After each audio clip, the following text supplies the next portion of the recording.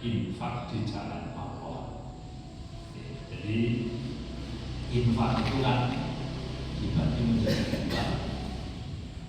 Namanya satu infak fisabilillah, yang kedua namanya infak an sabilillah. Jadi ada dua model. Infak fisabilillah artinya infak atau mengeluarkan sebagian harta untuk kepentingan jalan Allah. Makna asal dari fisabilillah adalah untuk perang melawan orang kafir. Jadi Bapak Ibu, kalau kita bicara tentang infak fisabilillah itu prinsip dasarnya adalah perang di jalan Allah. Konsekuensi dari perang di jalan Allah itu kalau mati disebut mati syahid. Sehingga orang-orang yang mati syahid itu kan ada persyaratan. Tidak sekedar tiba-tiba syahid. Kalau dalam kitab fikih klasik itu disebut yang namanya mati syahid itu dia perang melawan orang kafir. Jadi musuhnya harus kafir. Kalau musuhnya Islam, lari dulu. Yang kedua, dia meninggal di medan perang, bukan ketika sudah pulang. Itu yang disebut mati syahid dalam perspektif fikih klasik. Makanya ada istilah mati fi ma'rikatil kitab. Jadi dalam pertempuran, bukan ketika sudah dibawa pulang. Itu bahasa fikih klasik. Nah, tapi ini terjadi pengembangan. Yang penting musuhnya kafir. Jadi musuhnya kafir. Kalau musuhnya kafir, berarti mungkin dia matinya syahid atau infaknya itu di jalan Allah. Nah, sekarang kan di dunia Islam muncul orang Islam perang melawan orang Islam. Terus infaknya masuk jalan fisabilillah atau tidak? Jadi orang Islam golongan A, kemudian perang melawan umat Islam golongan B. Si A mengatakan kita jihad fisabilillah, si B mengatakan jihad fisabilillah. Ini sih benar sih B. Ya Allah alam kalau itu yang terjadi. Apalagi kalau kita melihat dalam satu hadis yang lain. Rasulullah mengatakan, idza taqa al-musliman, kalau ada dua orang muslim bertemu, bisayfihima dengan pedang mereka berdua. Nah, jadi wong Islam ketemu wong Islam nggawa pedang. Nah, kan jenenge gelut. Terus kata Nabi, al-qatil wal maqtul finnar. Yang membunuh dengan yang dibunuh sama-sama masuk neraka. Masuk gak ini fisabilillah? Nah, ini kan kita pusing kalau bicara. Jadi kita kan harus telaah dan teliti. Maksudnya gini, infak fisabilillah itu kan berarti infak untuk memperjuangkan agama Gusti Allah. Yang konsekuensi matinya adalah mati syahid. Lah nek kula jenengan kok ora lawan kancane sesama muslim, jangan itu. Maka termasuk ulama-ulama Indonesia itu yang paling hati-hati adalah berfatwa tentang halalnya darah sesama muslim. Itu harus hati-hati betul. Karena kalau terjadi pertengkaran, kita itu tidak bisa jamin. Emang Anda masuk surga semua syahid kafir atau masuk neraka semua? Tidak tahu. Makanya jangan mau diprovokasi. Provokasi ini lawan ini. Saat ini provokasi modelnya banyak loh, modelnya banyak. Orang Islam ketemu orang Islam, partai bisa, terus kemudian kelompok-kelompok tertentu bisa. Ya kita lembah mana? Nah, di Indonesia, lebih khusus cerita tentang resolusi jihad. Kan di Indonesia itu kan perangnya melawan Belanda, kan kafir. Tapi bela agama betul. Nah, ternyata yang dibela kan tanah air. Nah, ketika perang membela tanah air itu masuk nggak fisabilillah. Terus wong sing mati iki syahid napa mboten? Nah itulah luar biasanya Habib Syekh Mbah Yai Hasyim Asy'ari ketika beliau diminta fatwa tentang itu, beliau mengatakan bahwa membela tanah air Indonesia dari Belanda, dari kelompok lain, kebetulan memang Muslim juga, maka itu termasuk jihad. Nah, meletuslah perang di Surabaya 10 November. Tapi sebelumnya juga sudah pada yakin, orang Indonesia itu yakin kalau kita membela hak kita, membela tanah air itu bagian dari jihad fisabilillah. Jadi infaknya masuk ke situ. Tapi setahu saya sampai detik ini yaitu fisabilillah itu pertama membela agama Gusti Allah, yang kedua membela hak. Jadi kalau haknya diambil itu namanya fisabilillah. Paling enggak resolusi jihad itu juga membahas tentang hal tersebut. Nah, kaitannya dengan ayat ini, perumpamaan orang yang infak fisabilillah yaitu infak di jalan Allah. Lah terus yang lain bagaimana? Kalau kita memaknai fisabilillah, kita melihat maksudnya masing-masing ya. Di surat At-Taubah 60 yang membahas tentang asma zakat, itu fisabilillah juga dimaknai dengan perang di jalan Allah secara umum. Paling tidak dalam fikih madzhab Syafi'i kaul utamaknya begitu. Kaul utamaknya bahwa fisabilillah itu perang dan seterusnya. Nah, tetapi ternyata kan ada riwayat lain yang mengatakan bahwa orang yang berhaji, harta itu yang dikeluarkan itu termasuk juga fisabilillah. Nah, dari sini muncul apa ya bahasanya? Fisabilillah kedua ulang atau kali jangan. Jadi kedua. Jadi anak enter grade 1 fisabilillah itu adalah perang di jalan Allah tadi. Ada grade 2 untuk haji, untuk bangun pesantren, untuk bangun masjid dan sebagainya. Karena ini mestinya kayak bangun masjid itu kan ada pahalanya sendiri. Wong Nabi mengatakan man bana lillahi masjidan bana Allahu qasran fil jannah. Kan pahalanya dhewe. Sing sapa wong bangun masjid di dunia maka Allah akan membangunkan istana di surga. Nah, terus bangun masjid ini masuk fisabilillah betul. Nah, para ulama kemudian masuk itu, tapi ya grade berikutnya bangun pesantren grade berikutnya. Nah, ketika tidak ada grade 1 kan kita ambilnya grade 2 Bapak ya. Nah, nek kula jenengan ana barang lalu kita pengen infak di jalan Allah, apa yang bisa kita lakukan? Bangun masjid. Masjidnya wis sampai, bangun pesantren. Pesantrennya wis sampai, membangun sumber daya manusia. Nah, kayaknya sekarang ini yang penting bagi kita kayaknya adalah membangun sumber daya manusia. Beberapa waktu lalu itu ada yang agak ramai di medsos Bapak Ibu, ini bagus ini. Semoga ini ulang kemana-mana. Kalau dulu itu ada istilah Jumat berkah, mangan dan Jumatan kan.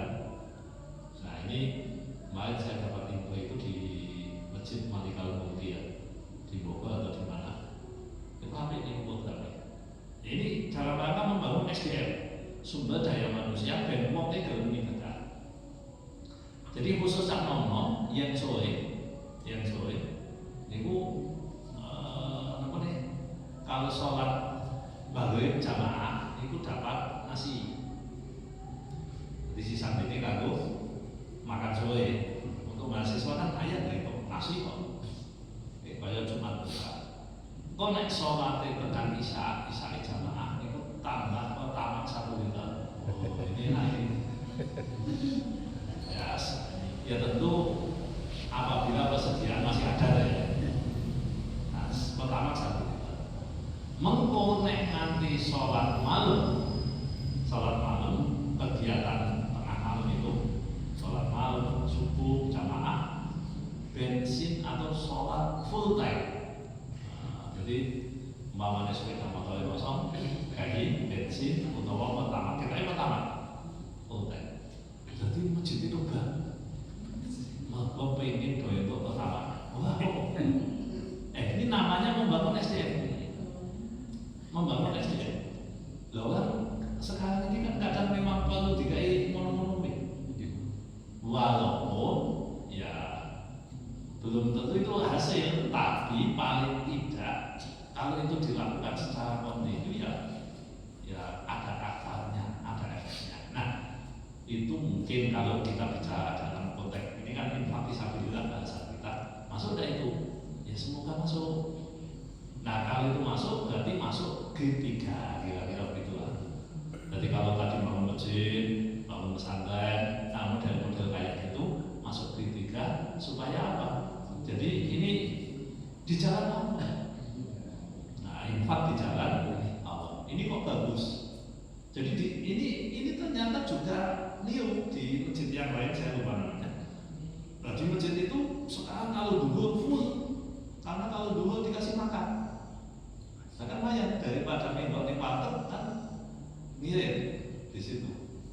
Nah, ini bisa jadi kebak, cak nong kebak, dan itu bebas tentu kalau yang cukup, yang cukup, yang didahulukan yang jamaah dulu. Kalau masbuk kok masbuk kok ternyata kurang yang tidak dapat ya masbuk, dan besok udah makan kasih. Tidak apa-apa, awal-awalan begitu lama-lama mbok menemui hidayah kita tidak tahu. Nah, jadi fisabilillah itu variannya jadi banyak gitu loh Bapak Ibu maksudnya. Jadi kalau tadi kita sampaikan yang fisabilillah grade 1 ya jelas, wah di jalan Allah. Nah kalau tidak ada gimana? Ya grade 2, tidak ada grade 3. Ketika membantu orang lain masuk dalam kategori infak fisabilillah. Nah di sini disampaikan perumpamaan orang yang menginfakkan hartanya di jalan Allah seperti benih, seperti sebutir biji. Kemudian ambatan sab'a sanabil, satu biji menumbuhkan 7 tangkai. Satu biji itu contohnya apa deh? Yang ini koma itu tangkainya ada. Nah, satu tok. Jadi satu biji 7 tangkai. Coba dengan pada tidak melihat padi sampai 7 tangkai. Satu biji loh. Awalnya satu itu Pak, terus tumbuh kan akhirnya nyapang di atasnya. Nyapang pinggir. Yang di atasnya. Soalnya nek tandur itu apa tuh nek mobil apa kayak? Nek isinya kan 3 nek tandur. Satu yang tumbuh 7. Jadi itu muncul tangkai yang pinggir itu gitu. Padi kan. Ya saya tidak pernah meneliti, walaupun dulu saya gaweane Daud. Gaweane Daud ya so dan macul barang. Cuma sudah lama enggak biasanya berarti kan lali. Ini sing dicontohi. Jadi perumpamaannya seperti sebutir biji, terus kemudian menumbuhkan 7 tangkai. Terus sesudah muncul 7 tangkai akan menghasilkan setiap tangkainya 100 biji. Ini sedekah dengan nominal pasti yang paling banyak loh. Walaupun ada biaya hisab kan tidak pasti. Nominal pasti yang disebut di dalam Quran juga di hadis Nabi yang paling banyak. Makanya kalau ada yang lebih banyak dari ini ya harus kita compare dulu. Jadi infak terbaik kita bisa pilih. Jadi bisa pilih. Masalah yang boleh kita ambil dulu. Ini boleh dua nasi ya. Mau saya berikan. Ini mau 700. Nek sedekah tahu guru nih. Itu bulan. Kok kali dipatih. Nah jadi bisa lebih tinggi. Nah itu harus kita compare dulu. Kita komparasi dulu. Ini maksudnya ini apakah lebih tinggi dari infak fisabilillah atau tidak? Karena kita ini kan tentu tidak menginginkan ada bombastisasi sesuatu. Nah, kan sebenarnya kan bombastis, padahal gede banget. duit segede banget Bapak ya. Infak fisabilillah itu besar sekali. 700 kali lipat itu udah gede. Umumnya kan paling kan 10 kali, ya. Umumnya 70 kali itu kan gede banget. 10 kali udah bagus. 10 kali dari yang kita lakukan. Nah, supaya gini Bapak Ibu, ketika kita mendapat info-info yang berlebihan, kita itu harus memfilter. Ono ini pahalanya gede banget, jangan butuh hati-hati. Jangan butuh hati-hati. Jadi kita harus mengkompar, tetap harus menelaah. Ini kok pahalanya kok gede teman. Umpamanya dengan membaca kitab atau mendengarkan sesuatu, lalu ada sesuatu yang bombastis, ya harus hati-hati. Kalau bombastis itu mesti butuhnya ditelaah mana, ini piye maksudnya piye, apa begitu, atau jangan-jangan maksud lain, atau memang itu riwayatnya tidak ada. Nah, jadi harus dicek. Kayak kemarin waktu puasa itu kan ada yang nanya, Pak katanya kalau kita ini sholat Jumat, sholat sunnah di Jumat terakhir, itu bisa menghapus semua dosa-dosa kita yang meninggalkan sholat bahkan sampai sekian tahun. Sholat wajib, saya jawab, tidak relevan Bapak Ibu. Lawang sholat sunnah, lawan sholat wajib si jiwe timbangannya beda kok. Sholat wajib 1 lawan sholat sunnah 10 pun ini timbangannya berat.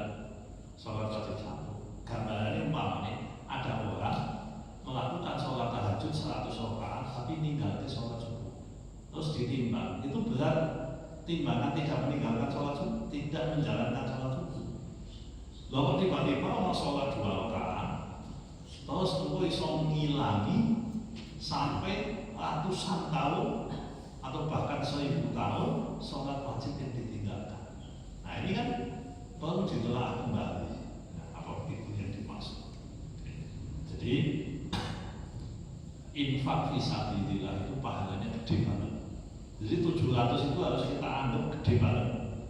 Jangan sama jangan. Kalau kita melihat wong niku kan doa sabaran maka kakean informasi bombastis. Ono wong selak pengen sugih, biasanya malah lar.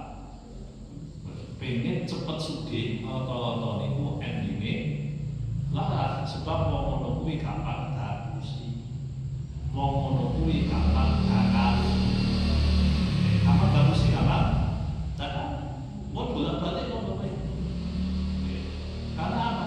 Sesungguhnya kita itu harus setara demi setara, setapak demi setapak. Termasuk mengumpulkan pahala itu ya sidik-sidik tapi aja. Ngumpulkan pahala begitu. Ya sholat sunnah qobliyah, sunnah ba'diyah. Pun terus anggar dilakoni monggo gede dhewe. Aja jenengan-jenengan ono sing pahalane gede, sing piye-piye setara karo 1000 sholat sunnah. Nah, jadi pahala itu harus dikelompokkan secara perlahan-lahan. Kaya wong pengen sugih, wong pengen sugih niku yo amal-amal setahap demi setahap, setitik demi setitik. Oh, kita pakai apa nih? Pinterest, pakai bunga majmuk. Niku luar biasa. Bunga majmuk ini luar biasa. Kalau kita tahu tentang bunga majmuk itu luar biasa. Dengan umpamanya kan. Ini tadi cerita tentang orang itu pengen sesuatu kan harus ngerti ya, termasuk kalau kita analogkan pada dunia. Nah, jenengan umpamanya ditawari ono mesin pencetak uang setahun iso nyetak 100 juta. Terus jenengan kono jenengan wani nunggu piro? Umpamanya ngoten.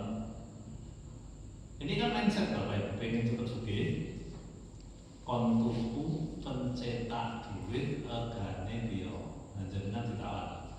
Niku nek jenengan ditawani umpamane regane 5 miliar, tapi setahun kuwi nyetak iso 100 juta Bapak Ibu. Apakah jenengan mau atau tidak? Kalau 5 miliar terus iki iso nyetak duit tiap tahun 100 juta.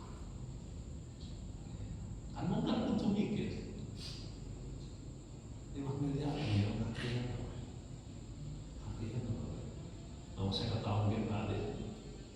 Berarti kan tak gadi to jenenge. Nah, makanya kita harus mencapai ngono kuwi kan kudune angen-angen. Oh, isane aku iso entuk kaya ngene kudune piye. Lha kok nek donya saiki akhirat juga sama. Jadi pahala itu tetap ada sisi-sisi beratnya untuk kita dapat. Nah, ini memberikan sebuah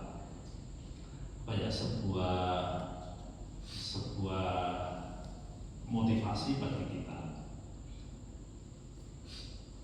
Ada beberapa ayat ini saya akan kutip dari Imam Al-Busti di Sahih Musnadnya dari Ibnu Umar. Beliau mengatakan, lama nazalat hadhil ayah qala Rasulullah sallallahu alaihi wasallam rabbi zid ummati. Ketika ayat ini muncul, kan 700 tadi ya, maka kemudian Rasulullah mengatakan, ya Allah, tambahkan untuk umatku yang lebih dari ini. Lalu kemudian turun ayat, man dalladzi yuqridullaha qardan hasanan fayudha'ifahu lahu ad'afan katsira. Barang siapa yang meminjam kepada Allah dengan pinjaman yang baik, maka Allah akan melipat gandakan untuknya lipat ganda yang banyak. Nah, ini disebut tapi tidak spesifik. Banyak itu kan kita katakan.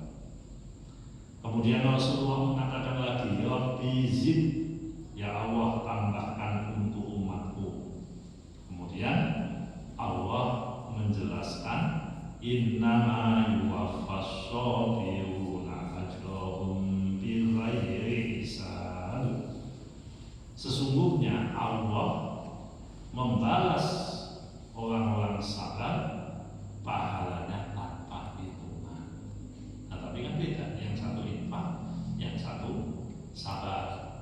Oke. Jadi antara infak dan sabar itu bagaimana ya? Nanti situasinya apa dulu? Tapi yang jelas memang Allah memberikan penjelasan, Allah memberikan pahala kepada orang yang sabar tanpa hisab. Berarti berat sabarnya, berat sabarnya. Itu infak fisabilillah. Terus kemudian Bapak Ibu, masalah infak ini supaya tidak salah paham juga, bahwa ayat mengenai infak di jalan Allah khususnya lalu dilipatkan 700 kali lipat itu di akhirat. Masalah di dunia apakah kita mendapatkan lipatan sebesar itu, wallahu a'lam. Ini perlu kita sampaikan karena ada mindset sebagian umat Islam dari sedekah infak ini kembali cepet. Engko nek jenengan infak 100.000 berarti balik 10 juta. 1 juta sih, balik 1 juta. Dan itu kontan di dunia. Nah, yang begini-begini ini kan harus dipertegas dan diperjelas. Supaya kita ini memahami ayat begini, tidak kemudian langsung isinya untuknya dunia. Wah, balik mono berarti itu akeh. Tidak usah begitu.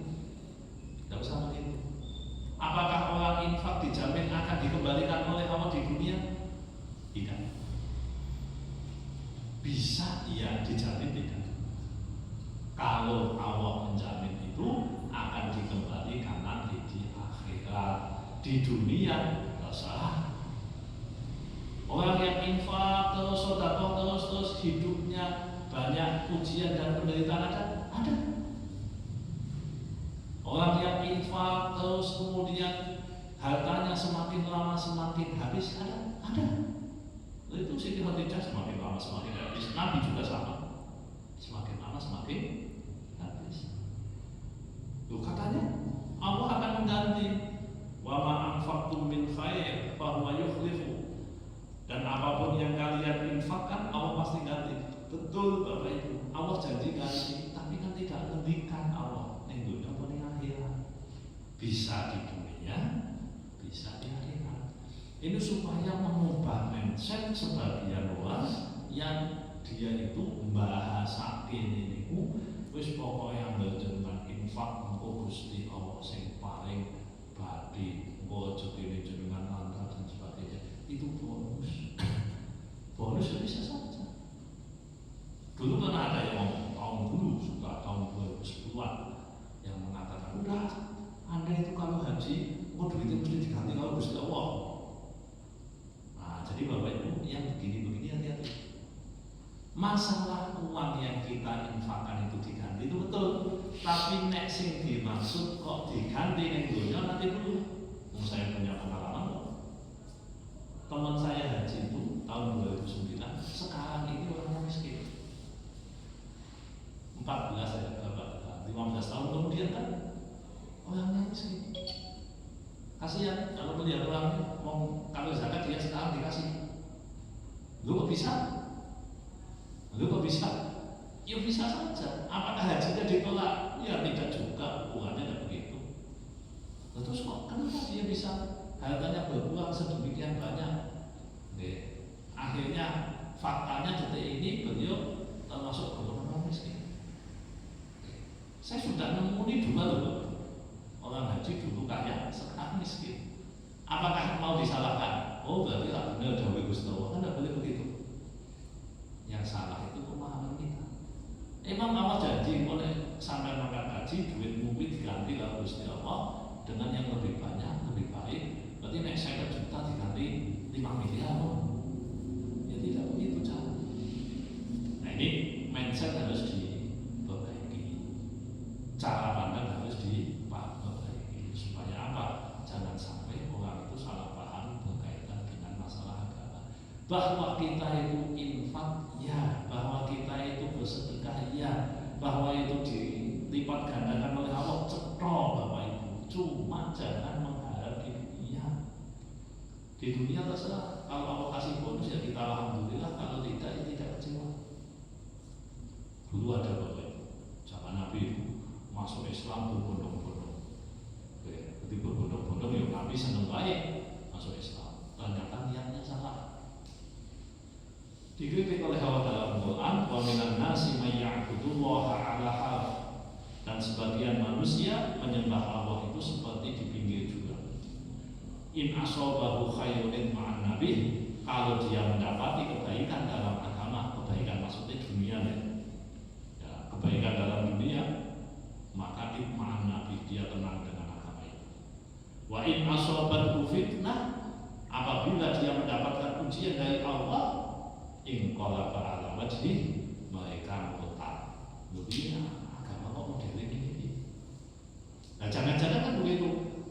Bentuk lainnya ana wong infak, anggar infake dadake dhek sugih, lakoni. Mbasa infake dadake dhek ora sugih, malah saya suwe-suwe entek mandeg. Lho, bukan itu Ibu. Bukan. Oke, ini kita harus mengetahui yang begitu.